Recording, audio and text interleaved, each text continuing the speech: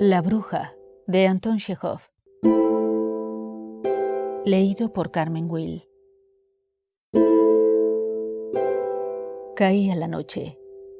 El sacristán Seveli Vikin estaba en su casa, tumbado en una cama inmensa, pero no dormía, ya que tenía la costumbre de quedarse dormido al mismo tiempo que los gallos. Sus cabellos rojizos y ásperos asomaban por un lado de la manta mugrienta, compuesta de abigarrados pedazos de percal. Por el otro sobresalían unos pies enormes que llevaban mucho tiempo sin lavar. Escuchaba. Su cabaña estaba ubicada en el recinto de la iglesia y su única ventana daba al campo, donde se libraba una auténtica batalla. Costaba trabajo entender quién borraba a su enemigo de la faz de la tierra, a quién trataba de aniquilar la naturaleza, pero a juzgar por el estruendo incesante y siniestro que levantaba, alguien lo podría estar pasando bastante mal. Una fuerza vencedora se arrastraba por los campos, asolaba el bosque y el tejado de la iglesia, tamborileando con furor en la ventana y arrasando todo a su paso, mientras un elemento vencido aullaba y gemía. Ese llanto lastimero se oía ora detrás de la ventana, ora sobre el tejado, ora en la estufa. No resonaba en él una petición de ayuda, sino la angustia, la conciencia de que ya era demasiado tarde, de que no había salvación posible. Los montones de nieve se habían cubierto de una delgada corteza de hielo. En ellos y en los árboles temblaban las lágrimas. Por los caminos y senderos se esparcía un líquido negro compuesto de barro y nieve derretida. En definitiva, en la tierra había empezado el deshielo, pero el cielo, a través de la oscura noche, no lo veía y desperdigaba con todas sus fuerzas copos de nieve fresca sobre la tierra tibia. El viento vagaba como un hombre borracho. No daba tiempo a que la nieve se posara en el suelo y la hacía girar en las tinieblas a su antojo. Vikin prestaba oídos a esa música y fruncía el ceño. Sabía, o al menos adivinaba, cuál era el motivo de ese alboroto y a quién se debía. «Lo sé», farfullaba, amenazando a alguien con el dedo por debajo de la manta. «Lo sé todo». Su mujer, Vresa Nailovna, estaba sentada en un taburete junto a la ventana.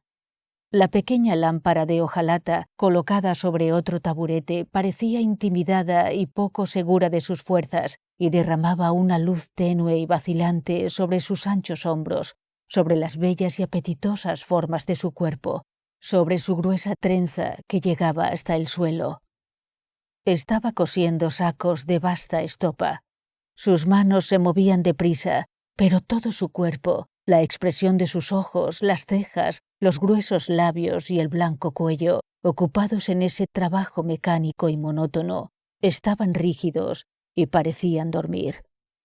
Solo de vez en cuando levantaba la cabeza para que su cuello fatigado reposara, dirigía una mirada furtiva a la ventana, detrás de la cual se enfurecía el temporal, y de nuevo se encorvaba sobre la estopa. Su hermoso rostro de nariz respingona y hoyuelos en las mejillas no exteriorizaba nada, ni deseos, ni pesares, ni alegrías, y se mostraba igual de inexpresivo que una amena fuente sin chorro de agua. Pero he aquí que termina un saco, lo arroja a un lado y, estirándose con placer, detiene su mirada opaca e inmóvil en la ventana. En los cristales, recorridos por algunas lágrimas, blanquean efímeros copos. La nieve cae sobre el cristal, contempla a la mujer y se derrite. «Ven a la cama», rezonga el sacristán. La mujer guarda silencio, pero de pronto sus pestañas se agitan y la atención brilla en sus ojos. Seveli, que no deja de observar la expresión de su rostro desde debajo de la manta, saca la cabeza y pregunta: «¿Qué?» «Nada. Parece que se acerca un coche», responde ella con voz queda. El sacristán se quita de encima la manta con las manos y los pies, Se pone de rodillas en la cama y dirige una mirada estúpida a su mujer. La indecisa luz de la lámpara ilumina su cara peluda y picada de viruelas y resbala por su cabellera desgreñada e hirsuta. ¿No lo oyes?, pregunta su mujer. A través del aullido monocorde de la tormenta, el hombre distingue un gemido suave y metálico, apenas audible, semejante al zumbido de un mosquito que quiere posarse en una mejilla y se enfada porque se lo impiden. «Es el coche de postas», gruñe Sevely, sentándose en cuclillas. A 3 verstas de la iglesia pasaba la gran carretera de postas.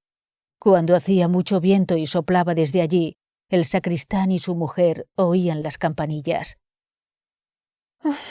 «Señor, tener ganas de viajar con un tiempo semejante», exclama la mujer con un suspiro. «Es un servicio del Estado. Te guste o no, tienes que ponerte en marcha». El gemido se prolonga en el aire unos momentos y luego se apaga.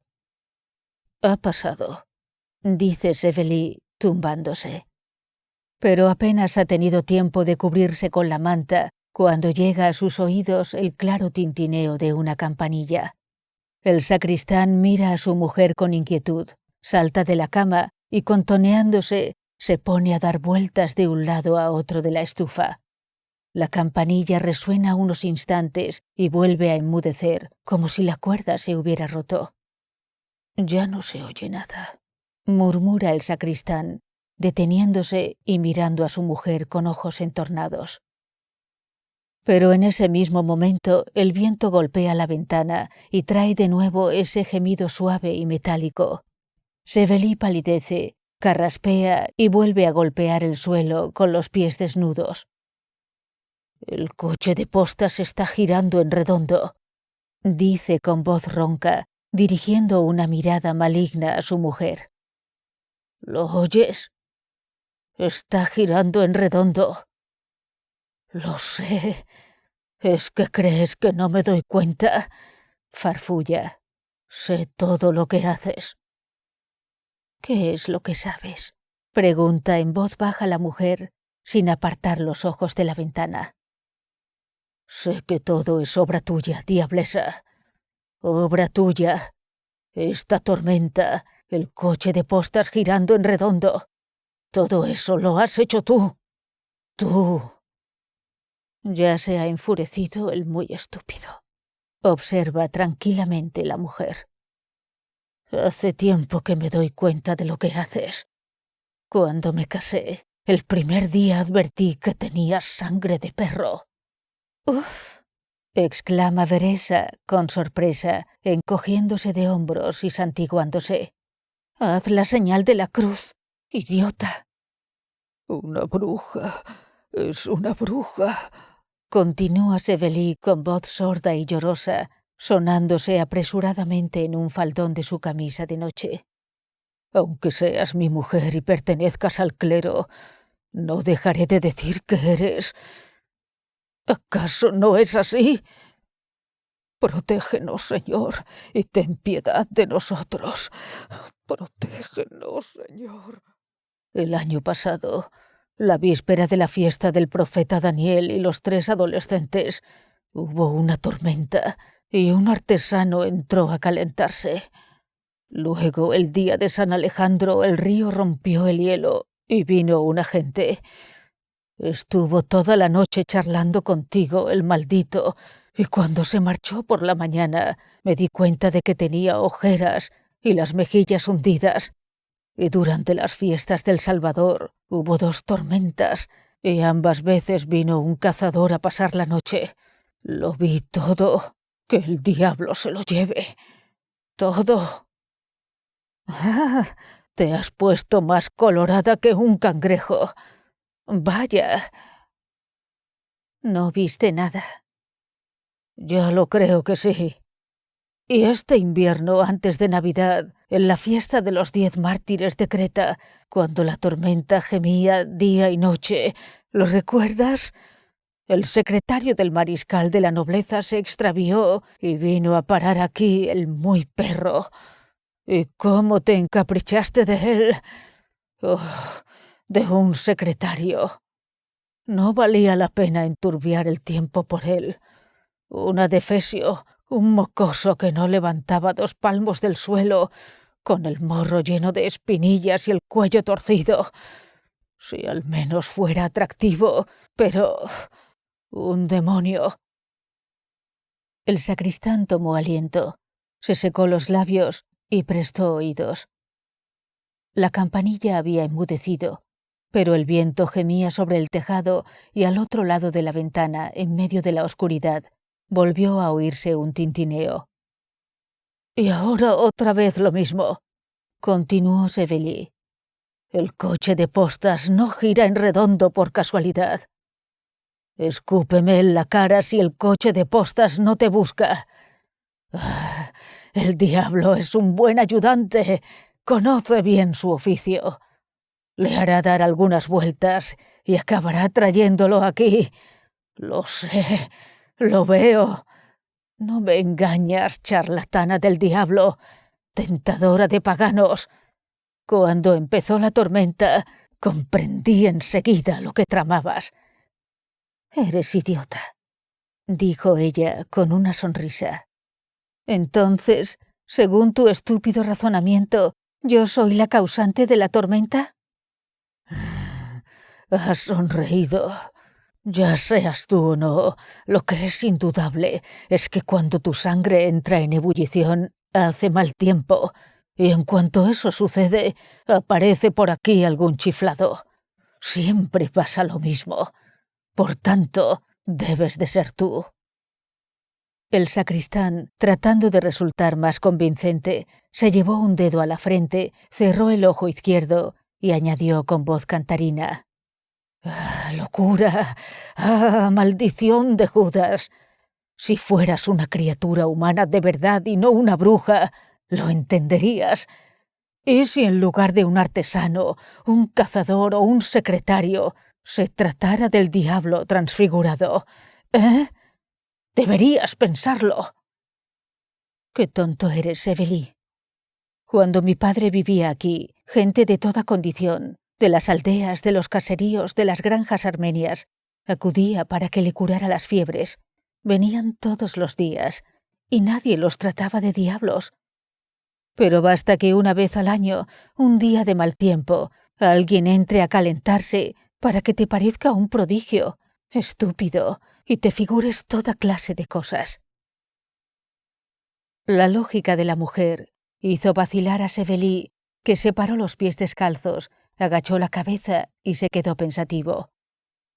Aún no estaba firmemente convencido de sus conjeturas, y el tono sincero e indiferente de su mujer había desbaratado su argumentación. Sin embargo, al cabo de unos minutos de reflexión, sacudió la cabeza y dijo: «Sí, pero los que solicitan pasar la noche no son nunca viejos ni patizambos, sino jóvenes. ¿Por qué? Además, si se limitaran a calentarse, pero también tientan al demonio. No, no hay sobre la faz de la tierra criaturas más astutas que las mujeres. Lo que es cerebro, señor, tenéis menos que un mosquito. Pero qué malicia tan diabólica. Oh, sálvanos, reina de los cielos, sálvanos». Ya vuelve a sonar la campanilla del coche de postas. En cuanto empezó la tormenta, me di cuenta de lo que tramabas. Todo se debe a tus sortilegios, araña del demonio. «¿Por qué te metes conmigo, maldito?», dijo la mujer fuera de sus casillas. «¿Por qué me atormentas, canalla?». «Solo te digo que si esta noche, Dios no lo quiera, sucede que... ¿Lo has oído? Si pasa algo, mañana en cuanto amanezca, iré a Tiadovka en busca del padre Nikitchin y le explicaré todo. Así es, padre Nikitchin, le diré, haga el favor de perdonarme, pero es una bruja». «¿Por qué? ¿Quieres saber por qué? Pues verá, Por esto y por esto. Y ya verás entonces, mujer del demonio, no solo serás castigada en el juicio final, sino también en la tierra. No en vano en el misal hay oraciones que conciernen a vuestro hermano». De pronto se oyó un golpe en la ventana, tan fuerte e inesperado que Séveli palideció y las rodillas se le doblaron de miedo. La mujer pegó un brinco y también perdió el color. «Por amor de Dios, dejen que entremos a calentarnos un poco», dijo una profunda y temblorosa voz debajo. «¿Hay alguien ahí? Por favor, nos hemos extraviado». «¿Y quiénes son ustedes?», preguntó la mujer, sin atreverse a levantar los ojos hasta la ventana. «El correo», respondió otra voz. «Tus diabluras han dado sus frutos», dijo Séveli con un gesto de la mano. «Ya están ahí. Tenía yo razón. Bueno, ten cuidado». El sacristán dio 2 saltos delante de la cama. Se tumbó sobre el edredón y, resoplando con enfado, se volvió de cara a la pared. No tardó en sentir un soplo de aire frío en la espalda. La puerta chirrió y en el umbral apareció un hombre alto cubierto de nieve de los pies a la cabeza. Tras él surgió otro, igual de blanco. «Metemos los sacos», dijo el segundo con voz ronca. «No vamos a dejarlos ahí».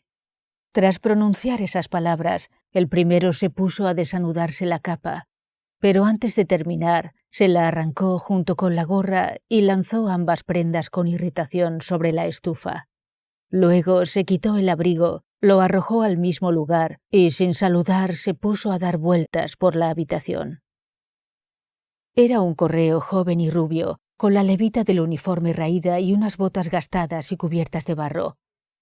Una vez que ese ejercicio le hizo entrar en calor, se sentó junto a la mesa, extendió los sucios pies hacia los sacos y apoyó la cabeza en el puño. En su rostro pálido, con manchas rojas, se veían aún las huellas del sufrimiento y el miedo que acababa de pasar.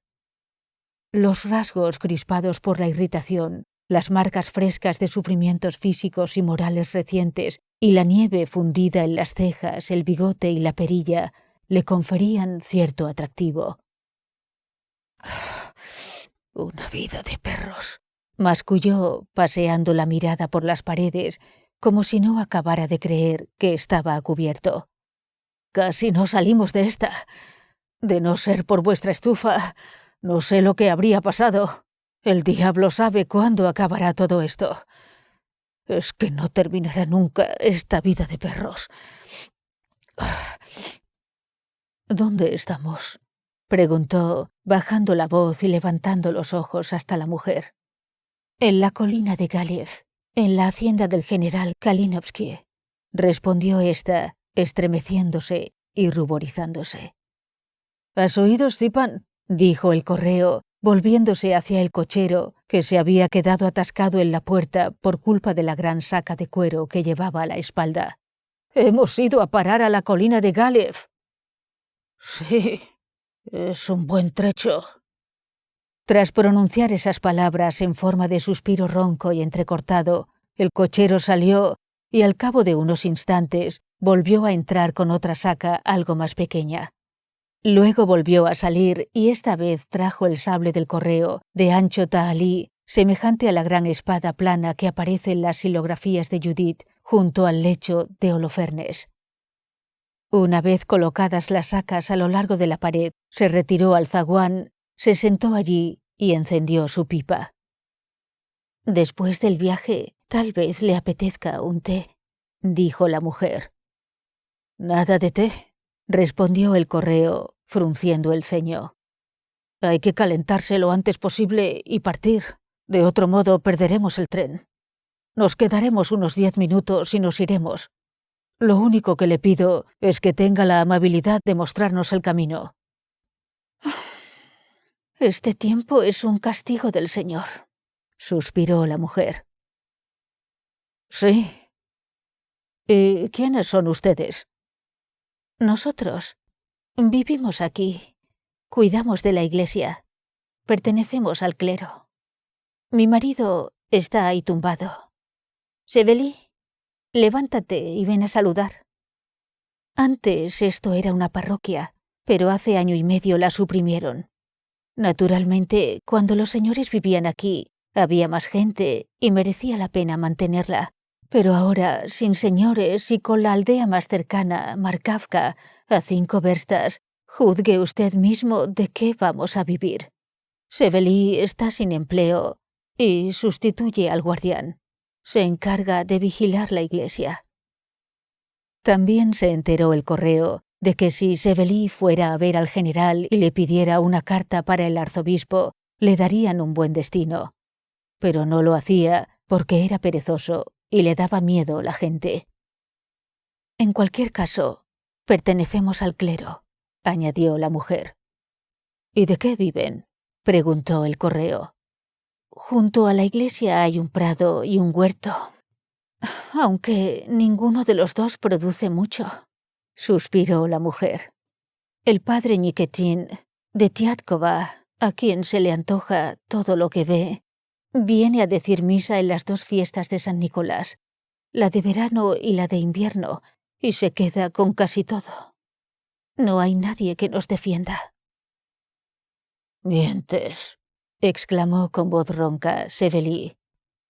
«El padre Nikitin es un hombre santo, la antorcha de la iglesia, y no se queda con nada a lo que no tenga derecho». Vaya genio que tiene tu marido, dijo el correo con una sonrisa. ¿Hace mucho que estás casada? El domingo del perdón hará 4 años. Mi padre era sacristán aquí. Cuando le llegó la hora de morir, fue al consistorio y para que yo conservara la plaza, pidió que enviaran a un sacristán soltero con vistas a un matrimonio.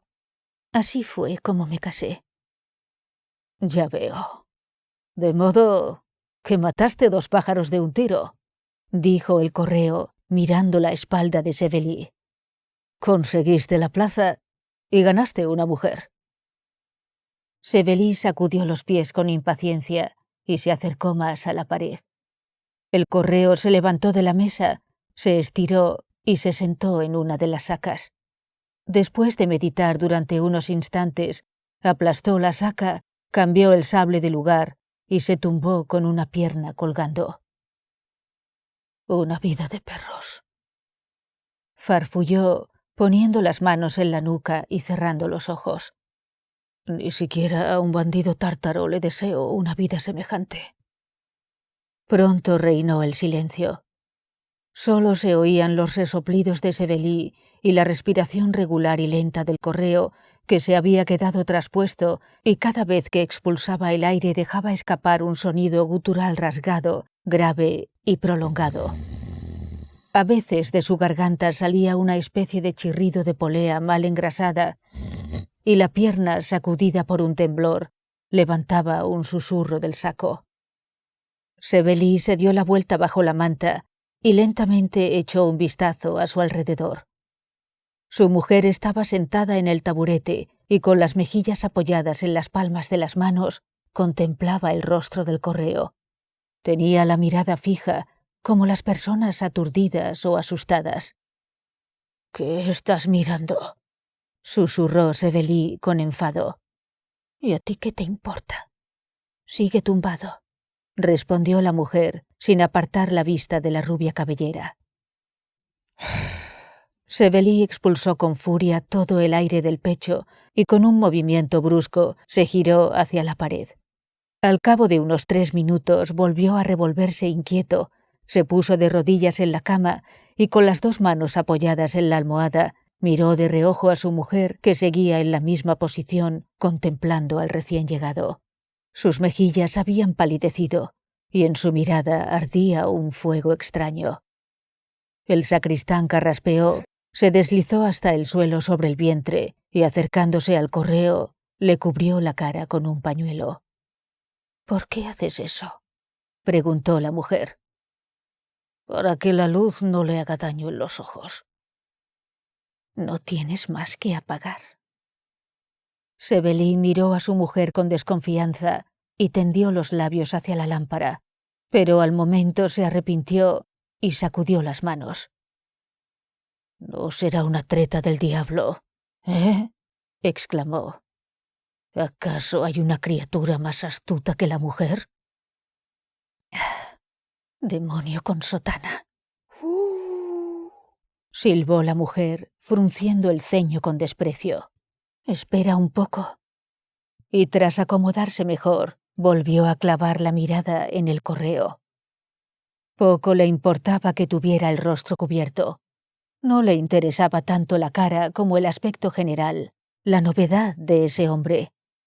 Tenía el pecho ancho y poderoso, las manos hermosas y finas, y sus piernas musculosas y firmes eran bastante más atractivas y masculinas que las 2 zancas de Sévely. No había comparación posible. «Aunque sea un demonio con sotana», comentó Sévely al cabo de un rato, «no pueden dormir aquí. No. Son empleados del Estado, y en consecuencia, si los retenemos, los responsables seremos nosotros. Cuando se lleva la correspondencia no hay tiempo para dormir». Tú», gritó Sévely en el zaguán.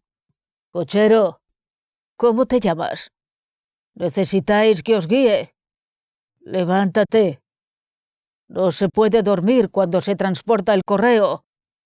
A continuación, fuera de sus casillas, se acercó al correo de un salto y le tiró de la manga. Excelencia, si tiene que irse, váyase. Y si no... no es momento de dormir». El correo se sobresaltó, se sentó, recorrió la cabaña con una turbia mirada y volvió a tumbarse. «¿Cuándo piensa marcharse?», dijo Sévely, recalcando las sílabas sin dejar de tirarle de la manga. «La correspondencia tiene que llegar a tiempo. ¿Lo oye? Yo les guiaré». El correo abrió los ojos. Envuelto en el cálido ambiente de la habitación y sumergido en la dulzura del primer sueño, aún no despierto del todo, vio como en una especie de niebla el cuello blanco y la mirada fija y lánguida de la mujer. Cerró los ojos y sonrió como si todo eso formara parte de un sueño. «¿A dónde van a ir con un tiempo semejante?», oyó la delicada voz de la mujer. «Déjalos que duerman tranquilos». «¿Y la correspondencia?», se sobresaltó Sévely. «¿Quién va a llevarla? ¿La llevarás tú? ¿Tú?». El correo volvió a abrir los ojos. Contempló los cambiantes hoyuelos en el rostro de la mujer, se acordó de dónde estaba y entendió las palabras de Sévely. La idea de que había que partir en medio de las frías tinieblas le puso la carne de gallina e hizo que todo su cuerpo se encogiera. «Habría podido dormir 5 minutos más», dijo bostezando. «De todos modos, vamos a retrasarnos». «Puede que todavía lleguemos a tiempo», dijo una voz en el zaguán. «Con un poco de suerte, el tren también vendrá con retraso». El correo se levantó y, desperezándose con placer, empezó a ponerse el abrigo. Sévely, al ver que los huéspedes se disponían a partir, hasta relinchó de satisfacción. «Échame una mano», le gritó el cochero, levantando una talega. El sacristán se acercó a él y le ayudó a sacar al patio las sacas. El correo se puso a deshacer el nudo de su capuchón. La mujer le miraba a los ojos, como tratando de leer en su corazón. «Debería tomar una taza de té», dijo. «No me importaría, pero ya están listos», comentó él. «De todos modos, vamos a llegar con retraso». «Quédese», susurró ella, bajando los ojos y cogiéndole de la manga. El correo terminó de deshacer el nudo y, presa de la indecisión, puso la capa sobre el brazo. La proximidad de esa mujer le acaloraba. «¿Qué cuello tienes?», y se lo acarició con 2 dedos. Viendo que no le oponía resistencia, le acarició el cuello, los hombros. Eres... Debería quedarse y tomar una taza de té. ¿Dónde la pones? Demonio con sotana. Se oyó en el patio la voz del cochero. Colócala de través. Debería quedarse. Hace un tiempo de perros. Y el correo, que aún no se había despertado del todo y no había tenido tiempo de desembarazarse de los encantos del lánguido sueño juvenil, sintió un deseo repentino de olvidarse de las sacas, del tren correo, de todo lo que había en el mundo. Asustado, como si se dispusiera a salir corriendo o a ocultarse, echó una ojeada a la puerta. Cogió a la mujer por el talle y se inclinaba sobre la lámpara para apagarla, cuando en el zaguán se oyó un ruido de pasos y en el umbral apareció el cochero. Por encima de su hombro se distinguía la figura de Sévely. El correo apartó rápidamente las manos y se quedó parado, como sumido en profunda meditación. «Todo está listo», dijo el cochero. El correo permaneció inmóvil unos instantes. Volvió bruscamente la cabeza como para despertarse de una vez por todas y siguió al cochero. La mujer se quedó sola. «Vamos, sube y muéstranos el camino», dijo una voz. Se oyó el perezoso tintineo de una campanilla y a continuación de una segunda. Luego esos sonidos argentinos se fueron alejando de la cabaña en forma de suave y prolongado cascabeleo. Cuando se apagaron del todo, la mujer rompió su inmovilidad y se puso a pasear con inquietud de un rincón a otro. Al principio estaba pálida, pero luego se puso muy colorada. En su rostro se imprimió una expresión de odio. Su respiración se hizo entrecortada. Los ojos resplandecieron con una rabia salvaje y feroz. Daba vueltas por la habitación como una bestia enjaulada y parecía una tigresa a la que se asusta con un hierro candente. Se detuvo durante un minuto y contempló la vivienda. La cama, que ocupaba casi la mitad de la habitación, se extendía a lo largo de toda la pared y se componía de un edredón sucio, unos almohadones duros y grises, una manta y un montón de trapos indistintos. Ese lecho formaba un amasijo informe y desagradable, casi idéntico al que erizaba la cabeza de Sévely cuando a éste se le antojaba untarse los cabellos con pomada. Desde la cama hasta la puerta que daba al frío zaguán se extendía la oscura estufa, coronada de pucheros y rodeada de paños colgados de ganchos. La habitación estaba tan extremadamente sucia, grasienta y negra de hollín como Sévely. En ese decorado se hacía extraño ver el cuello blanco, la piel suave y delicada de una mujer.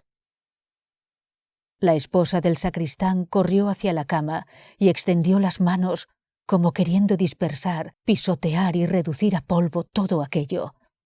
Pero en ese momento, como asustada del contacto de tanta suciedad, retrocedió y de nuevo se puso a dar vueltas de un rincón a otro. Cuando al cabo de un par de horas regresó Sévely, blanco de nieve y extenuado, ella ya se había desvestido y acostado. Tenía los ojos cerrados, pero por las ligeras contracciones que agitaban su rostro, el hombre adivinó que no dormía. De camino a casa se había jurado no dirigirle la palabra ni tocarla hasta el día siguiente, pero una vez allí no pudo abstenerse de hurgar en la herida. «No te han valido de nada tus sortilegios. Se ha marchado», exclamó con una maliciosa sonrisa. La mujer no dijo nada, solo su mentón tembló. Sévely se desvistió sin prisas, pasó por encima del cuerpo de ella y se tumbó de cara a la pared. «Mañana le explicaré al padre Nicodème la clase de esposa que eres», farfulló haciéndose un ovillo. La mujer se volvió bruscamente hacia él y le dirigió una mirada fulminante. «Vas a tener que contentarte con el puesto», dijo. «Si quieres una mujer, tendrás que ir a buscarla al bosque. ¿Te imaginas que soy tu esposa? Ya puedes reventar. Buena la he hecho, cargando con un gandul y un zoquete como tú. Que Dios me perdone. Vamos, vamos. Duérmete.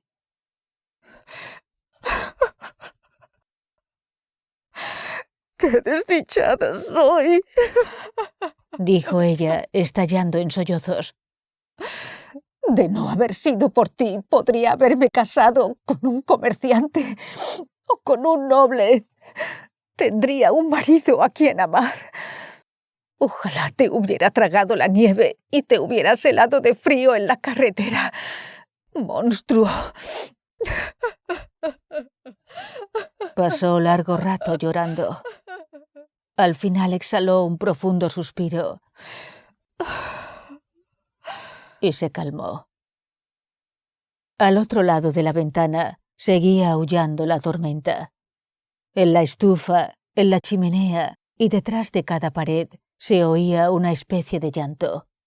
Sebeli tenía la impresión de oírlo dentro de sí, en sus propios oídos. Esa noche se había convencido definitivamente de que las suposiciones sobre su mujer eran fundadas y ya no albergaba la menor duda de que ésta, con la ayuda del demonio, disponía a su antojo de los vientos y de los coches de postas. No obstante, para colmo de su desdicha, ese aspecto secreto, esa fuerza sobrenatural y salvaje, le daban a la mujer que yacía a su lado un encanto peculiar e inefable en el que no había reparado antes. Sin darse cuenta, dejándose llevar por su propia estupidez, la había poetizado y de ese modo la había vuelto más blanca, más tersa, más inaccesible. «Bruja», dijo con despecho. «Uf, qué repugnante eres». Sin embargo, una vez que la mujer se calmó y su respiración se hizo más regular, rozó su nuca con los dedos. Cogió su gruesa trenza con la mano. Ella no se percató. Él entonces se envalentonó y le acarició el cuello. «Déjame», gritó ella, rechazándole con un codazo en el caballete de la nariz, que le hizo ver las estrellas. El dolor desapareció pronto, pero el suplicio continuó.